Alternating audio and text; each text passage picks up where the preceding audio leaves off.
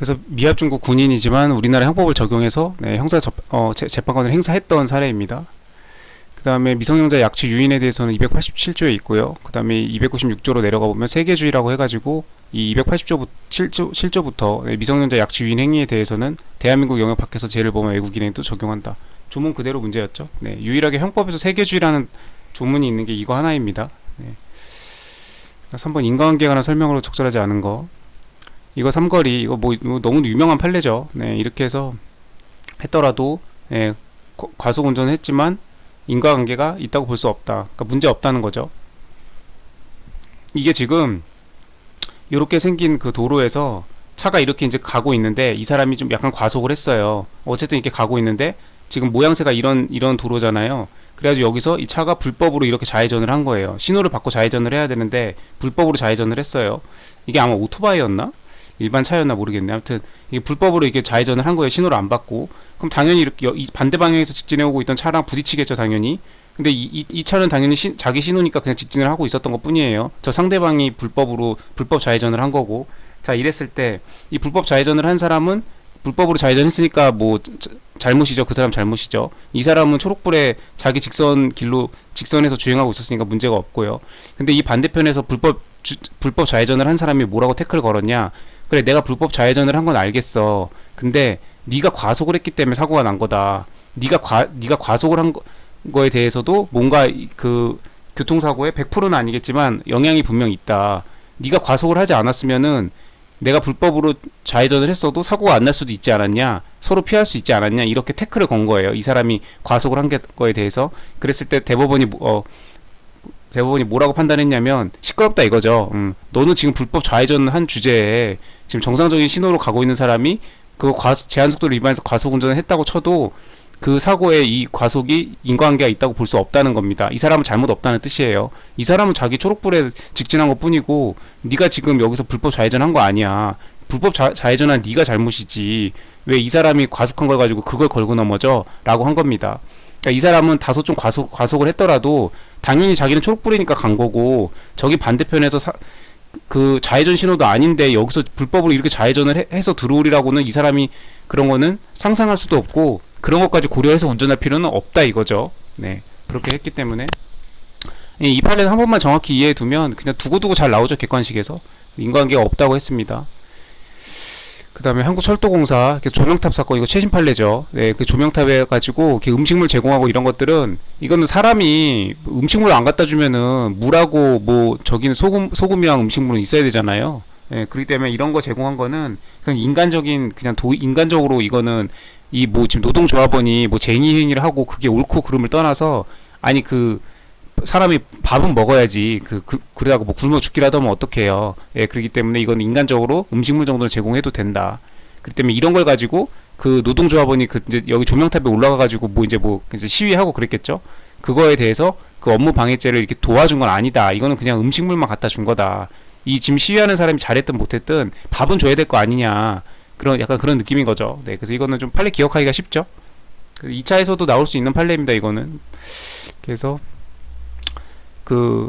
업무 방해 방조라고 볼 수 없다. 이 사람이. 예, 그랬던 사안이죠. 그래서 당연히 알고 있어야 되는 판례고, 이번 그 경찰 시험은 되게 최신 판례들을 많이 냈어요. 네, 바람직하죠. 네.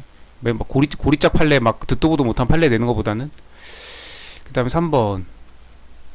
의료 과오 사건에서 수술을 마친 후 의사가 복막염에 대한 진단과 처치를 지연하는 등의 과실로 이렇게 해서 사망했습니다. 이런 의료 그 과오 사건, 이거 판례는 엄청나게 많아요. 자, 이렇게 됐으면은 의사에게 책임이 있죠. 네, 당연히 뭐 처치를 지연하는 등의 잘못이 있다고 했으니까 의료상 과실이 있으니까 의사에게. 자, 근데 환자가 의사의 입원 지시 또는 이렇게 금식 지시를 무시하고 기가한 사정이 있다면 이때는 어떻게 할 거냐. 환자도 잘못이 있는데, 근데 우리 판례는 환자에게 다소 그런 잘못이 있더라도 그렇다고 해서 의사의 책임이 면해지는 건 아니라고 봤습니다. 그렇기 때문에 의사의 과실과 환자 사망과의 인과관계가 단절된다? 아니죠. 3번이 틀렸어요. 네, 단절되지 않고 의사의 책임은 여전히 있고 배상해야 됩니다.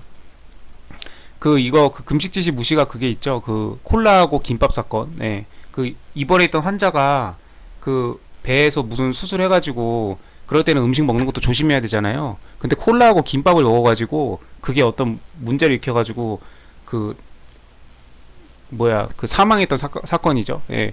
그렇게 했을 때 뭐 비록 그 미련 곰탱이 같죠. 콜라랑 김밥을 먹은 그 환자도 잘못이 있긴 한데 그렇다고 해서 의사의 책임이 면해지는 건 아니다. 네, 이제 이거 의료 과업 판례가 엄청나게 많은데 쭉 이렇게 한번 이제 대법원 판례 검색해 보면은 막 수십 개 있거든요. 그 중에 한 열대 개 정도만 쭉 읽어봐도 감을 잡을 수 있습니다. 의료과실 관련 판례. 병원에서도 되게 많이 그 소송이 되게 많죠. 네, 병원도. 그래서 인과관계 단절된다 이게 틀렸고 거동범위에 해당하는 진정 부당행과 달리 네, 거동범 결과범 뭐 이론적인 거 나오죠. 네. 거동범은 그냥 그 행위 자체로 법에 정해진 어떤 행위 자체로 처벌을 하는 거고 범죄가 성립하는 거고 결과범은 반드시 결과가 발생해야죠.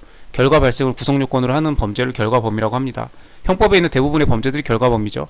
그 뭐 예를 들면 살인, 살해, 뭐 상해 이런 것들, 절도, 강도, 예. 사람을 죽여야 살인죄가 성립되죠. 예. 결과가 발생해야 돼요. 네. 사회적으로 기대되는 자기 의무를 다하였으면 결과가 발생하지 않았을 것이라는 관계가 인정된다면, 그렇죠? 이걸 했다면은 결과가 발생하지 않았을 것이라는 관계가 인정될 때, 그럼 그 부작위와 인과가 인정된다. 여기까지 읽으면 무슨 판례 떠오르지 않나요? 네, 그 세월호 사건이죠. 네, 지금 이제 그 세월호 사건이 이제 너무 국민들에게 민감한 사연이어가지고 이게 이제 그 수험적으로 가치가 있음에도 불구하고 시험에 잘 안 나왔는데 이제 지금 벌써 그 사건이 발생한 지가 지금 한 10년 됐죠. 10년 넘었나? 그렇기 때문에 이제 슬슬 이제 이렇게 경위 공채 시험을 필두로 해가지고 이제 객관식이 슬슬 나오고 있습니다. 아마 2차 시험에도 나올 수 있어요. 이거 충분히 부작위에 의한 선장이 그 도의적인 의무를 다하지 않고 자기 혼자 먼저 빠져나와서 많은 그 저기를 한 사건이죠. 그렇기 때문에 이게 수험적으로도 가치가 있어서 이제 객관식에서도 이렇게 지금 자꾸 튀어나오고 2차에서도 분명 한번 나올 겁니다. 배점이 15점이든 20점이든 최소 10점 이상은 될 판례죠. 쓸 게 많아요, 수험적으로. 그래서 이렇게 생긴 삼거리에서 이렇게 직진하던 사람은 자기가 그냥 그 신호를 맞춰서 교통법규를 준수하면서 운전하면 그만이고 자기의 차량을 앞을 가로질러 가지고 이렇게 좌회전을 한 거예요, 불법으로. 당연히 사고가 나죠. 그러면 그러니까 그런 것까지 대비해가지고 운전할 그런 것까지 대비해가지고 차의 속도를 늦추고 뭐 그럴 필요가 없다 이거죠. 네. 이렇게 해서 제한 속도를 위반한 거는 여기 차들끼리 만약에 이 사람이 제한 속도를 위반해서 너무 세게 달리다가 앞차가 급정거하는 걸 못 보고 뒤에서 갖다 박았어. 그때 제한 속도를 위반했느니 어쨌느니 그럴 때 문제가 되는 거고, 지금 반대편에서 이렇게 지금 불법 좌회전을 해서 들어오는 경우에는 이거는 그 사람하고는 이건 직접적으로 관계가 없다 이거죠. 그리고 네가 지금 불법 좌회전한 네가 상대방이 그 제한 속도를 위반해서 정상적으로 주행한 사람이 제한 속도 좀 위반했다고 그걸 태클 걸진 마라. 그거 괘씸하다 이거죠. 네. 그래서 이거는 상식적으로도 알아두면 교통사고 관련 판례이기 때문에 네 하고 경찰 시험이니까 당연히 알아둬야 되는 판례고요. 그 다음에 그 조명탑 사건, 네, 음식물 제공한 거 이거 2023년도 최신 판례고, 그래서 생존과 안전을 위해 요구되는 행위임을 부정할 수 없고, 그죠? 판사들이 생각하기에도 음식물 갖다 준 걸 가지고 그거를 그리고 회사도 이거 이렇게 음식물 이렇게 전달을 허용했었거든요. 그 회사도 아니 그 쟁이 하는 게 이제 마음에 들진 않았겠죠, 회사 입장에선.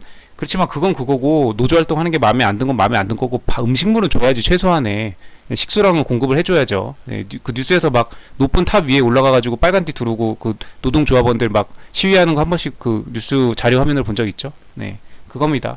음식물 정도 준 거 가지고 그거를 업무 방해, 이제 이 노조가 이렇게 전거탑을 조명탑을 점거하고 이런 것들이 업무 방해라고 이제 회사가 고소를 한 건데, 그거에 대해서 그 조합원에 대해서 그 다른 조합원이 이렇게 음식물 갖다 주고 한 게 방조라고 볼 수 있겠냐? 아예 그건 아니다.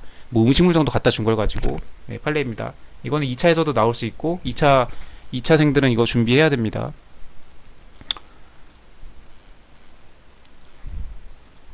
그 다음에 살인의 콜라와 김밥 사건 있었죠.